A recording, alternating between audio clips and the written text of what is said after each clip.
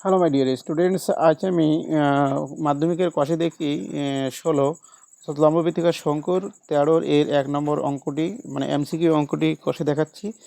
দেখুন, এখানে বলা আছে লম্ববৃত্তিকার শঙ্কুর তির্যক উচ্চতা 15 সেমি, ভূমিতলের ব্যাসের দৈর্ঘ্য 16 সেমি হলে পার্শ্বতলের ক্ষেত্রফল কত। তো অঙ্কটি কিভাবে কষতে হবে দেখুন।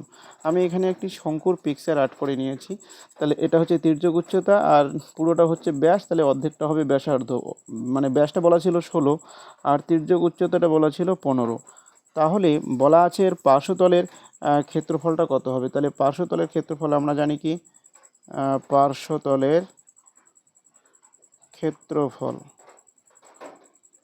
পার্শ্বতলের ক্ষেত্রফলের সূত্র কি, পাই আর এল।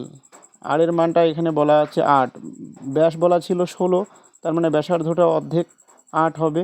আর তির্যক উচ্চতাটা বলা আছে 15, এল মানে 15, তাহলে 8 15 120, 120 পাই। অ্যান্সারটা কী হবে, 120 পাই এত বর্গ সেমি।